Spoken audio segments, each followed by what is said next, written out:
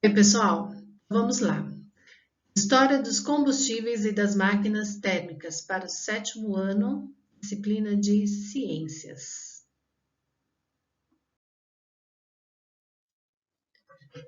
Quando a gente fala em máquinas térmicas, a gente precisa entender que eles são dispositivos capazes de converter energia térmica em energia mecânica e assim produzir o que a gente chama de trabalho. Então, as máquinas térmicas são consideradas máquinas térmicas quando elas executam um trabalho. Tá? As máquinas térmicas elas foram fundamentais para o desenvolvimento tecnológico da humanidade, a começar pela Revolução Industrial, contextualizando aí com a história, os meios de transporte e a produção de energia. Atualmente é impossível imaginar nossas vidas sem esses dispositivos, que a cada dia estão sendo mais aprimorados, contribuindo assim para a nossa qualidade de vida. No entanto, as máquinas térmicas obtiveram destaque de fato apenas no século XVIII, quando James Watt, que viveu entre 1736 e 1819, no ano de 1763, criou uma máquina que possuía maior eficiência do que as que eram até então conhecidas. Assim, elas passaram a ser utilizadas na indústria e em larga escala, o que foi de enorme contribuição para a Revolução Industrial. Foi então que, em 1804, as máquinas a vapor passaram a ser utilizadas para a locomoção. A locomotiva a vapor, conhecida de vocês aí por Maria Fumaça, foi construída por Richard Trevithick. Era capaz de transportar 450 pessoas a uma velocidade de 24 km por hora, velocidade bem menor à que estamos acostumados atualmente. Depois da locomotiva vieram os carros, e o primeiro foi produzido em 1885 pelo engenheiro alemão Karl Benz e possuía motor a gasolina. Como já vimos, James Watt, o engenheiro escocês, desenvolveu uma máquina a partir de outra descoberta pelo cientista inglês Thomas Newcomen, que viveu entre 1663 e 1729. Vocês podem ver aí na imagem, né? A James Watt e a sua invenção aí ao lado, né? A primeira máquina a vapor.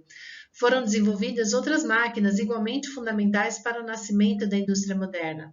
A partir de 1700 e por todo o século XVIII, um dos setores que mais se favoreceu da engenhosidade e investimento foi o têxtil. E assim a Revolução Industrial iniciou-se na Inglaterra e ganhou um mercado, tornando-se a maior exportadora mundial de tecidos. A gente pode observar aí como que a construção de uma máquina térmica a vapor ela modificou toda a consciência de uma população, né? Então, ela causou impactos socioambientais aí a partir já do século XVIII. E a Inglaterra é uma das pioneiras aí na expansão da indústria têxtil, né? Exportando aí para os demais países. Nesse slide, nós podemos observar aí um pouquinho da evolução de algumas máquinas térmicas ao longo de uma linha do tempo, né? Então, bem no início aí, no século I depois de Cristo, nós temos a máquina Eolípila, né, inventada aí por Heron de Alexandria, né, a sua primeira máquina térmica, que se a gente observar aí no desenho, ela está sendo aquecida por um fogo, né? E essa bola aí no meio, presa, né? Ela tá cheia de água, que à medida que está sendo aquecida, vai liberando vapor.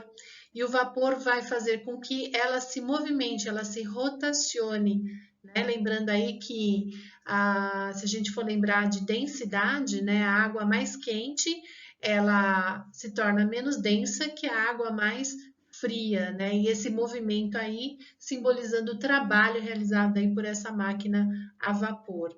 Depois, no ano de 1679, Denis Papin inventa a sua primeira panela de pressão. Então, a gente tem a imagem de uma panela de pressão bem primitiva, né? Depois, nos anos de 1833 a 1835 aproximadamente, né? A primeira locomotiva, né? E no ano de 1885, o primeiro automóvel aí de Carl Benz. E no ano de 1902, o primeiro ar-condicionado e, na sequência, em 1913, o primeiro refrigerador doméstico, né? Então, aí algumas imagens aí antigas das máquinas a vapor, um pouquinho da evolução delas. Então, aqui nós vamos entender um pouquinho sobre o funcionamento de uma máquina a vapor. A máquina a vapor é uma máquina térmica, pois realiza trabalho pela troca de calor. A energia térmica flui na forma de calor das partes mais quentes, de maior temperatura do equipamento, para as partes menos quentes, de menor temperatura. Lembrando lá, né? A gente viu a propagação de calor, sempre se dá do corpo de maior temperatura para o de menor temperatura. Parte dessa energia é transformada em trabalho, movimentando pistões e rodas, por exemplo. Então, vocês estão vendo aí uma caldeira sendo aquecida por um combustível que está no forno, que são a lenha, o carvão, né? Que está aquecendo. Essa caldeira contém a água.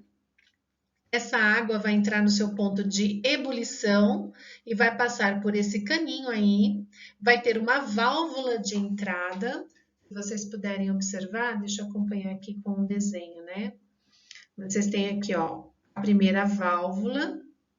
A hora que o vapor entrar aqui dentro, essa válvula se fecha, né? E aí esse vapor vai realizar uma pressão nesse pistão, vai movimentar essa roda aqui, gerando o que a gente chama aí de trabalho, tá?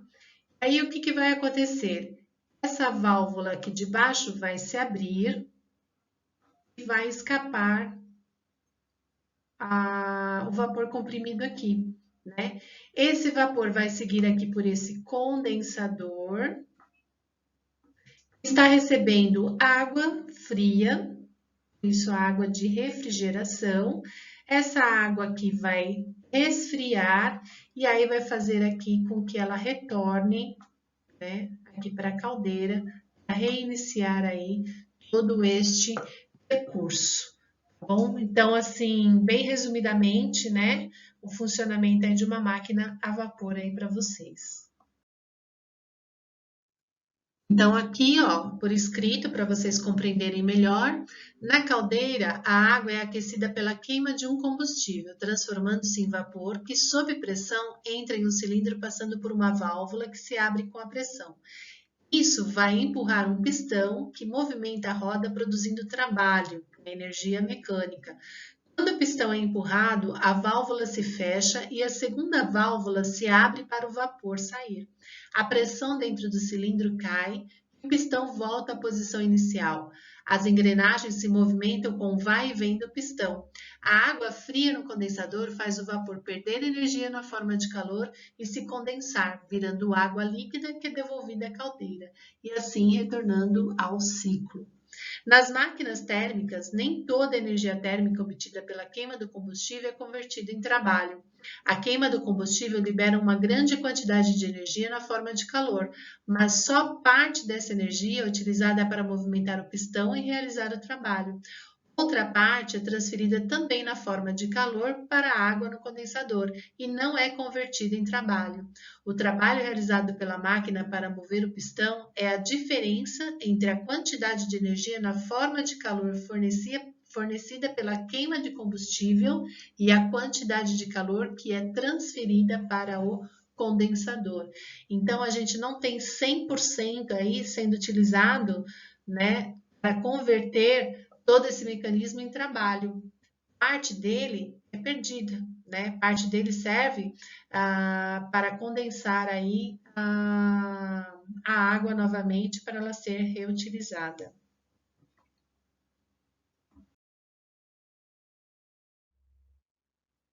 Bom, pessoal, quando a gente fala em energia, a gente não pode esquecer que nós, seres vivos, precisamos dessa energia para realizar toda a nossa atividade metabólica, né? Conseguir falar, respirar, crescer, se desenvolver. E a gente consegue essa energia através do quê? Dos alimentos. Vamos lembrar um pouquinho aqui, ó, o fluxo de energia nos seres vivos. Sabemos que a vida no nosso planeta depende do fluxo de energia de uma região para outra e de um ser vivo para o outro. Os seres vivos utilizam energia solar direta ou indiretamente ao longo da cadeia alimentar, onde as plantas e os organismos fotossintetizantes absorvem energia solar por meio da fotossíntese e são chamados assim de produtores. Essa energia é obtida direta ou indiretamente pelos organismos consumidores. Parte dessa energia sai na forma de calor e parte é armazenada. Ainda a ação dos decompositores, que transformam a matéria orgânica morta e a disponibilizam para a reutilização dos produtores, completando assim um ciclo e chamando de cadeia alimentar. Todos vocês já viram ou já ouviram, né, em algum momento de ciências, falar sobre cadeia alimentar.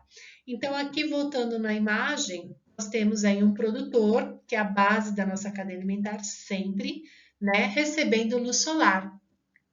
Essa luz solar vai fornecer a energia solar para as plantas e vão convertê-la em energia química, produzindo compostos orgânicos, produzindo as cadeias carbônicas, né, as cadeias de glicose, de açúcar, os carboidratos, né, e além da fotossíntese, ela absorve água e sais minerais aí também do solo. Esse produtor ele vai servir de alimento para um consumidor primário, que no caso aí é um gafanhoto, vai se alimentar dele. Então, parte dessa energia ele armazena para o seu organismo e parte dessa energia é perdida na forma de calor. Por quê? Porque o gafanhoto também é um ser vivo, também realiza atividades físicas, ele também respira, então ele também perde parte dessa energia para o meio ambiente. Tá? O gafanhoto vai servir de alimento para um consumidor secundário, que no caso aí da imagem é um sapo, e também vai armazenar parte dessa energia contida no gafanhoto que ele adquiriu aí do produtor. E parte dela vai ser perdida também na forma de calor, porque ele também realiza atividades, né?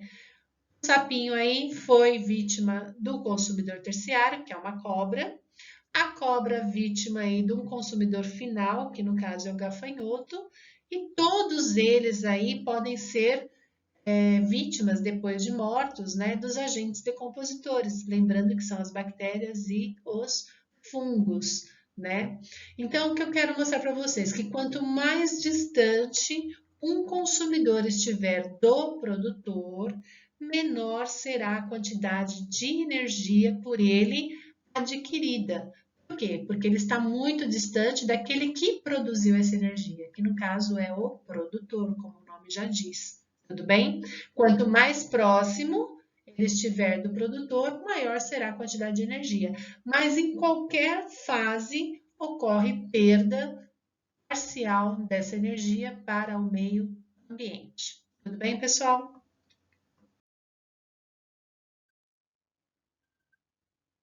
Bom, pessoal, agora nós vamos falar um pouquinho sobre combustíveis. Por conterem energia, as plantas não são utilizadas pelos seres humanos apenas como alimento, mas também como combustível. Se a gente lembrar, né, a cana-de-açúcar aí, a produção do etanol, por exemplo.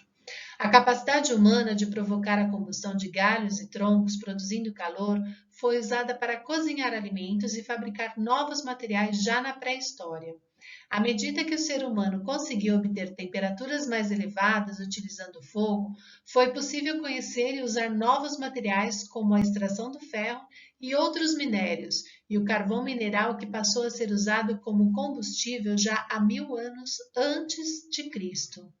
No século XVII, o petróleo começou a ser utilizado na iluminação de rua e a partir do século XIX em fábricas e veículos.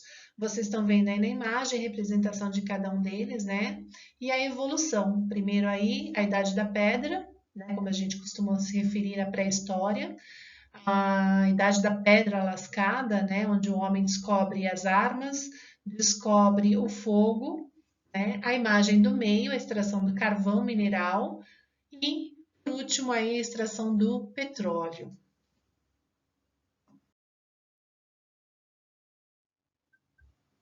Então, pessoal, com relação a combustíveis fósseis, né? Por que são combustíveis fósseis? Vamos entender aqui um pouquinho. A maior parte da energia que move carros, ônibus e caminhões e faz a indústria funcionar vem desses combustíveis, dos combustíveis fósseis. Hoje a gente conhece o carvão mineral, o petróleo, o gás natural, e eles são encontrados sob a superfície terrestre. São chamados de combustíveis porque são queimados para fornecer energia às indústrias e aos veículos, e são fósseis porque se originam da transformação de corpos de organismos que viveram há milhares ou milhões de anos. Tá? Então, se vocês lembrarem aí a palavra fóssil, né, quando a gente usa essa palavra, muitos de vocês aí lembram dos dinossauros, né, que foram encontrados fósseis desses animais aí, né, que através deles, que são evidências, né, que nós descobrimos a existência desses répteis gigantescos aí na nossa Terra. Tá? Então, com os combustíveis é praticamente a mesma coisa. Então, eu tenho aí ó, um determinado ecossistema, um acúmulo de restos de plantas, folhas, raízes, caules e outros fragmentos vegetais. Aí isso eu chamo de turfa. Aí no estágio seguinte, o que acontece, né? Forma-se aí a lignite. É um rápido enterramento e transformação desses restos orgânicos no ambiente pobre em oxigênio. Então, não ocorre aí a presença do oxigênio. Então, muitos organismos que viviam antes passam a morrerem, né? E eles vão sofrer a ação aí dos agentes decompositores. O terceiro estágio é o carvão betuminoso, né? Vai haver a formação de novas camadas superiores e aí vai ter o que? A pressão, a temperatura, né? Que vão estar relacionadas aí com a formação desse carvão aí mineral, tá bom? E o último estágio aí, né? A gente consegue perceber a formação do carvão com uma grande percentagem de carbono, tá bom? Chamada aí de antracite, ok?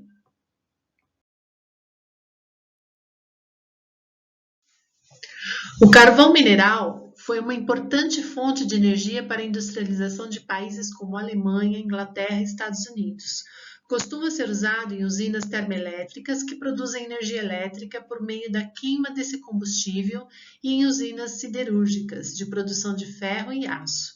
Ao ser queimado, o carvão libera gases que contribuem para o aumento do efeito estufa, além de conter enxofre que, na queima, combina-se com a água da chuva, podendo causar a chuva ácida, que prejudica a vida aquática, as florestas, as plantações e degrada prédios e monumentos. A sua extração também impacta o equilíbrio do ambiente, porque utilizam bombas que drenam a água das minas, o que pode causar alterações no solo e na água, tornando-os ácidos. Provocam doenças respiratórias quando a poeira atinge as narinas, aí principalmente, né, das pessoas que estão fazendo a extração desse carvão mineral. Se vocês perceberem aí, né, a gente tem a imagem de um rio já com a água poluída, né, pela extração do carvão. Ao lado aí alguns trabalhadores, né, se eles não utilizarem as máscaras para impedir isso, eles podem ter aí problemas de doenças respiratórias. E nesses países como Alemanha, Inglaterra e Estados Unidos, eles não têm como principal fonte de energia a hidrelétrica como nós temos, né? Então eles utilizam aí as usinas termoelétricas para a produção de energia local aí deles. Agora, sobre o petróleo, a gente sabe que ele se origina da transformação de organismos de origem marinha que foram depositados há milhões de anos nos leitos dos mares. Foram cobertos por sedimentos e submetidos a alta pressão e temperatura, sofrendo transformações físicas e químicas e que ao longo de milhões de anos originaram o petróleo. Nesse processo, além da formação de um óleo escuro e viscoso, há a formação de um gás natural, usado como combustível em fogões, fornos, aquecedores e alguns veículos. São extraídos através de perfurações no solo. O petróleo segue para as refinarias, onde são realizadas a separação e a purificação de seus componentes por meio da destilação fracionada. Eles vão para uma caldeira grande, né, onde ele é bem aquecido e lá dentro existem variações de temperatura e a cada temperatura, por causa da densidade, são produzidos aí, extraídos os derivados do petróleo.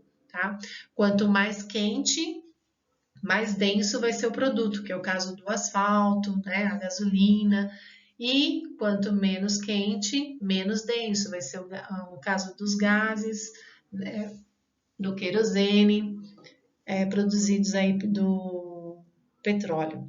Nesse processo são obtidos vários derivados com diversas aplicações. A gasolina, né, que todo mundo conhece, é o combustível para motores, o querosene, utilizado na iluminação e também combustível de aeronaves, o óleo diesel, que também é um combustível, o óleo lubrificante utilizado em máquinas, o gás liquefeito, combustível de uso doméstico, esse que a gente utiliza aí no fogão, os solventes, matéria-prima industrial, muitos deles utilizados aí até na fabricação de tintas, graxas e parafinas para lubrificação, asfalto utilizado na pavimentação. Hoje em dia a gente já vê alguns locais utilizando outros produtos misturados aí à pavimentação, né? Para reaproveitamento, por exemplo, de cascalhos, reaproveitamento de entulho, de plásticos, né? Utilizados aí na pavimentação. É utilizado também para a produção de tintas, plásticos, detergentes, borracha sintética e muitos outros. Então a gente consegue observar aí que o petróleo, para nós, ele é fundamental, né? Porque ele envolve vários objetos e tem várias utilidades na nossa vida, no nosso dia a dia. Então não é uma coisa que dá para acabar assim do dia para a noite, apesar de ele ser uma fonte de energia não renovável, tá, gente? A gente já vai falar um pouquinho sobre isso. Então, a gente sabe da grande importância aí do petróleo na vida da gente. Só que o petróleo também traz problemas provocando a poluição, desequilíbrios ecológicos, problemas sociais e políticos, como os conflitos por áreas de interesse, o superaquecimento global, doenças respiratórias que são provenientes da emissão do monóxido de carbono, que dificulta a circulação do oxigênio em nosso corpo, também são prejuízos causados pela exploração aí do petróleo. A gente sabe as brigas que os países enfrentam aí por causa de territórios, da onde consegue se extrair o petróleo. Então a gente tem os países desenvolvidos, né? Estados Unidos, interessado aí em determinadas áreas por causa aí do petróleo, ouro negro, né? Dessas regiões aí. A gente sabe também que os veículos, os nossos carros, que a gente já falou sobre máquinas térmicas simples, né? Precisam de um combustível, como o nome diz, vai provocar uma combustão, que é uma queima, né? Vai produzir aí um vapor. Esse vapor vai movimentar um pistão, que vai movimentar o motor, que vai movimentar a roda. E nesse produto a gente tem aí a formação desse monóxido de carbono, né? E uma pessoa não consegue sobreviver numa concentração muito grande desse gás, né? E sem contar que o monóxido de carbono, juntamente com o dióxido de carbono, o excesso, né, de gás carbônico aí na atmosfera, contribuem para o superaquecimento global, causando o efeito estufa que a gente tanto fala, né? E aí vai provocar um calor excessivo na atmosfera terrestre, e aí eles falam do derretimento das calotas polares, das mudanças climáticas que acontecem, né, fora das estações, nos países que costumava nevar não se neva, costumava fazer muito calor não se faz mais, né? Então a gente tem várias situações aí decorrentes desses desequilíbrios aí por causa do petróleo. Os combustíveis fósseis são recursos naturais não renováveis, pois demoram milhões de anos para serem feitos, assim como os minérios, o ferro, o alumínio, o chumbo utilizados na construção civil, na construção de aparelhos eletrônicos e celulares. Tá? Então, quando a gente fala em combustível fóssil, a gente sabe que ele é um recurso natural, porém não renovável, ou seja, a gente não vai conseguir produzir petróleo em curto espaço de tempo. Ele leva milhões de anos para ser produzido, como a gente viu. Por isso, há necessidade de recorrer às fontes de energia renováveis que podem ser exploradas por tempo indeterminado, como energia solar, eólica hidrelétrica, das marés e biomassa, sem contar que podem contribuir para diminuir o efeito estufa, né? Então, se a gente recorrer, né, a energias renováveis, né, a gente vai conseguir aí minimizar os impactos ambientais por causa do petróleo. A gente sabe que, por enquanto, o custo inicial aí das energias renováveis ainda é um pouco maior. Não significa que eles também não causem impactos ambientais, né? Só que eles causam numa proporção menor, tá? Depois a gente vai ver isso com mais calma. Tudo bem, pessoal? Então, essa é a primeira parte dos slides, né? E logo postarei aí a segunda parte para vocês.